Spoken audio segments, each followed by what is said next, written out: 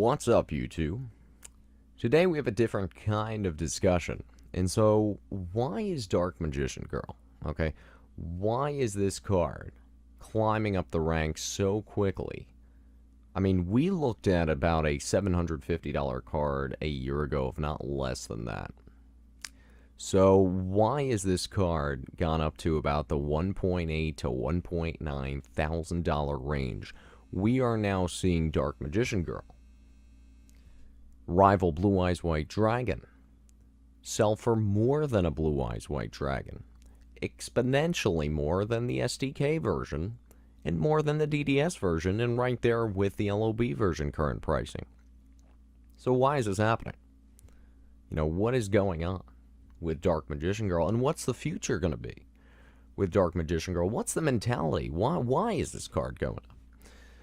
Well, I think the biggest reason for that, why this card is going up so quickly, oh man, it's exclusivity. And so what do I mean by exclusivity? Well, exclusivity meaning, what are your other options out there? You know, you look at Blue Eyes White Dragon, you look at Dark Magician, you even look at Exodia. What's the difference between those three cards and a Dark Magician Girl? Well, the answer, very easy. And it's something I think a lot of people disregard in Dark Magician Girl. Dark Magician Girl, what other options do you have in the TCG? We're referring to complete English North American TCG, not the Japanese versions. What other options do you have in Dark Magician Girl if you're looking for an English Dark Magician Girl? Well, you have the MFC version, but what other high-end options do you have? And you look at Blue Eyes White Dragon, you have an LOB version, you have a DDS version, you have an SDK version, Dark Magician, Starter Deck version, LOB version, DDS version, Exodia head, LOB, DDS. The reason is here is that you have options and choices, and with those options and choices, while they might be spectacular, they also, as much as I love LOB and Blue Eyes White Dragon, they dilute the market, they dilute the thinking, it causes a confusion. Okay, so what do I mean by confusion? Well, when you have three versions of Blue Eyes, people look and they say, which one's the best? What do I buy? Which is the most high-end option? Which by far is the clear-cut option? You look into Pokemon, there's a clear-cut first edition base set Charizard. You have Shadowless and you have Unlimited. You have three versions, right? But there is a clear-cut #1 version of the Holy Grail, aka Charizard. That's clear-cut. You know, there's nothing to argue that. But in Yu-Gi-Oh!, in Blue Eyes White Dragon terms, you have three right up there. Alright, more specifically two, the DDS and LOB, with Dark Magician. What's better, the DDS? What's better, the starter deck? Or the LOB alternate art? I mean, all three are great. But to a consumer, to a collector, to a buyer, which one's the best? There is no clear-cut #1 at this point. Yeah, you might say one's at $200 more than the other, so would that be a clear-cut #1? I don't know. The other options, the other alternatives, are potentially what keeps people from dabbling into those cards from the first place, because they say there's just too many. You know, there's too many options, and unless I buy one of each or all three or all two, then I'm not even going to get into it, because I don't even know what the #1 option is. There's too many choices, and with choices comes just uncertainty and just being not transparent and not clear. And when you look at Dark Magician Girl, okay, and again, other people might say other things, but we'll get into those. But I think that the #1 reason why this card is getting to where it is now, by far, is because it is the only high-end option of or version of that card out there. Just think about it, and no one really thinks about it. They think, well, Dark Magician Girl, yeah, it has a feminine appeal as well to the women collectors out there as well.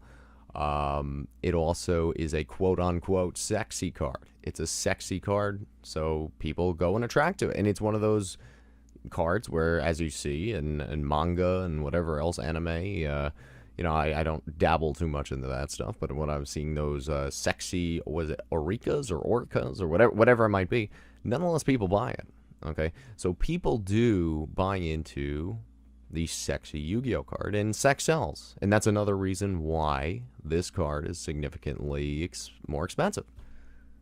Let alone the demand of MFC. I mean, there is no supply anymore. The demand stays high. The supply is out of Magician's Force. And you add in all these factors, right? You add in the factors of the exclusivity, the sexiness of the card, the appeal to many people of many different demographics. And now you have a card that is a clear-cut number one that many would say, quote-unquote, would be a rookie card, right? Think of it this way. You have in sports, if you're a basketball fan, you have a Michael Jordan card, right? And it would devalue the cards if, as much as I love Blue Eyes, right? But it would devalue the cards if there's 3 different high-end Michael Jordan rookies. Yeah, there's some better than others. And you see that a lot in the current sports card market. There's 1,000 different rookie cards of Bryce Harper and Mike Trout even. There's different rookie cards and rookie signatures and numbered cards and whatever it is. But what I'm saying here is there is not one specific card. There is no one rookie card to look for. There's the higher end brands. And so, for example, with the Dark Magician Girl, that's the number one card to get for Dark Magician Girl. And again, you look at its counterparts. You look at Blue Eyes, you look at Dark Magician and Exodia, you don't have it. You don't have it. It's simple as that. There is no, this is the holy grail for my collection. This is by far the top card. There's nothing that will rival it in TCG, in the English versions. That is it. And you know that, and everyone else knows that there's no sort of questions or confusion. And with these choices of Blue Eyes and Dark Magician and Exodia and all that other stuff, with these choices of what's the better card, comes uncertainty, comes unclarity, and confusion. And that's why you're seeing this Dark Magician Girl go up and up and up. Because there is no confusion. Everyone knows that's the card. There is no, I can buy this one for $200 cheaper, $300 cheaper. That's it. Okay? If you're staying in the TCG, you're going to have to spend that $1,800. And otherwise you're going to stick with the RDS promo, the Rise of Destiny Ultra Rare promo. But what is that? That's pennies. I mean, let's be honest. That is mass-produced garbage. Nonsense. It is. It's nonsense. At least for the high-end collectors. It's good for everyone else. But if you're looking for the best of the best, the cream of the crop, the MFC one, first edition, nothing compares. Nothing compares in the TCG. What do I think is going to happen to the price going forward? I think it shot up very quickly. I think it shot up almost too quickly. And this is my honest opinion.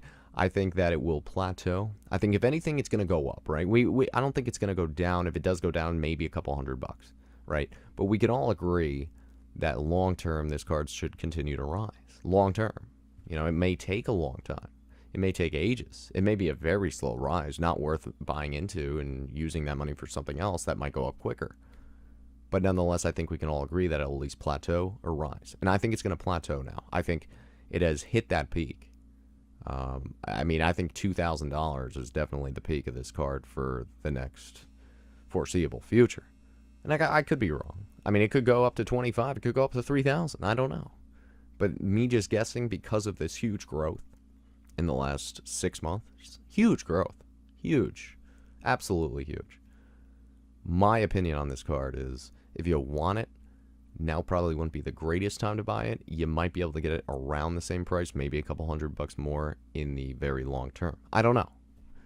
I think we've kind of hit the point where it's kind of peaked.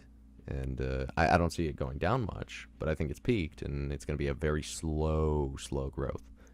But maybe I'm wrong. We'll have to see.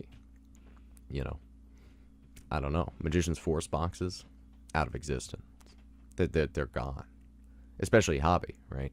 The blister packs won't get you the Dark Magician Girl. You'll get a Diffusion Wave Motion that no one wants. So, you know, considering boxes are around, what, $2,000? Let's be honest here. The ones that are out there, the Dark Magician Girls, that's likely it. You know, likely it. So,